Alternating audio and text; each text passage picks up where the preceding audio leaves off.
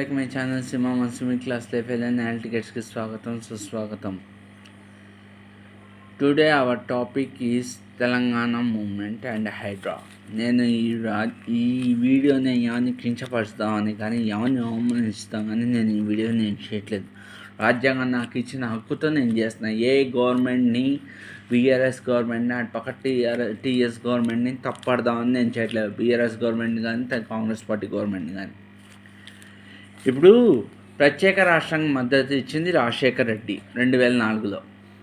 సరే వాళ్ళు గెలిచారు అయిపోయింది. దాని తర్వాత 2009 ఎన్నికలకు వచ్చేసరి రాజశేఖర్ రెడ్డి ప్రత్యేక రాష్ట్రం ఊసు లేకుండా ముందరికెళ్ళాడు. అంటే తెలంగాణ జిల్లాలో తను పెట్టిన పథకాలు ప్రతి ఇంట్లో అదే పథకాలతో మీకు ఈ పథకాలు డబల్లో కావాలో వద్దా మీరే డిజైన్ చేసుకోండి. 204తో వచ్చింది.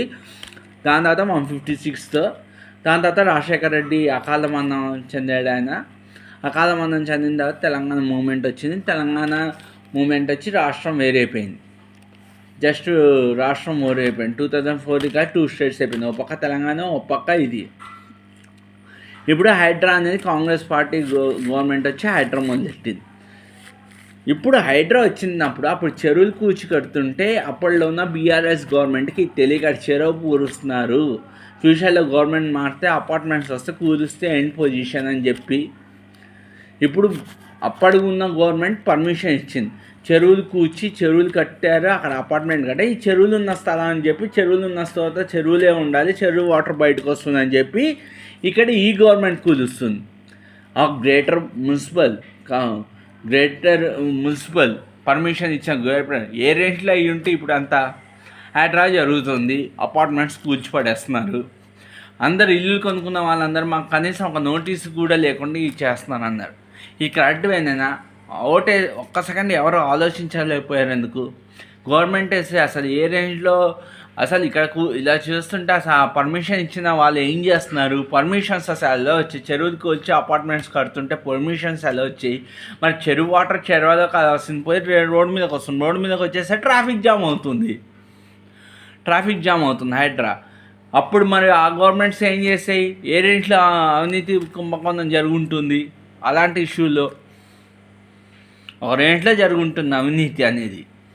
ఇచ్చినప్పుడు పర్మిషన్స్ ఇచ్చి కూర్చున్నప్పుడు ఈ సివిల్ సూపర్వైజర్స్ బిల్డర్స్కి తెలియవా ఫ్యూచర్లో హైడ్రా అనేది వస్తే గవర్నమెంట్ చేంజ్ అవుతే ఏంటి పొజిషన్ అని చెప్పి పర్మిషన్ ఇచ్చేసినప్పుడు ఏ గవర్నమెంట్ ఒక సెకండ్ ఈ క్లాస్ వ్యక్తుల గురించి ఆలోచించదా?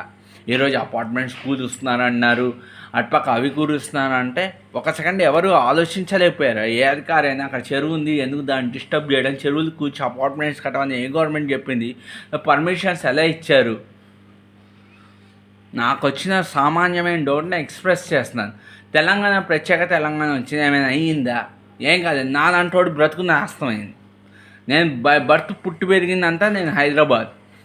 నా కర్మకాలి ఒంగోలు వెళ్ళాను, అందరు మంచోళ్ళే అనుకున్నా. నా కర్మకాలి మా కాలేజ్ వాళ్ళు, మా ఒంగోలు ఇంకో కాలేజ్ వాళ్ళు, వాళ్ళకి చదువు తప్ప అన్నీ కావాలి. రాజకీయం కావాలి, అన్నీ కావాలి. చదువు అంటే ఏంటి, భవిష్యత్తు అంటే ఏంటి, బ్రతుకు అంటే ఏంటి అన్న ఆలోచనలు వాళ్ళకు ఉండవు, వాళ్ళకి ఏమీ ఉండవు.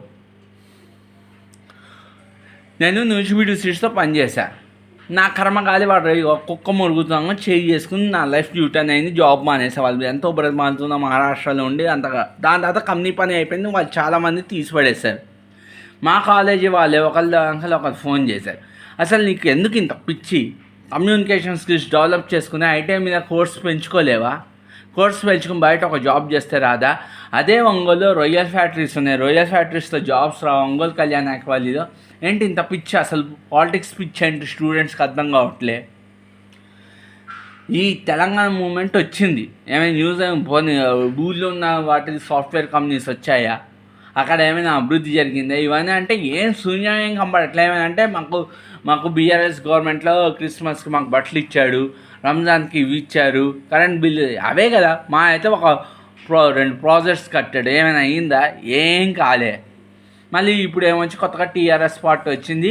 తెలంగాణ ప్రత్యేక వేదో రాలేదు, తెలంగాణ వాళ్ళకి అన్యాయం జరిగింది. ఏంటి అన్యాయం ఏం జరిగింది?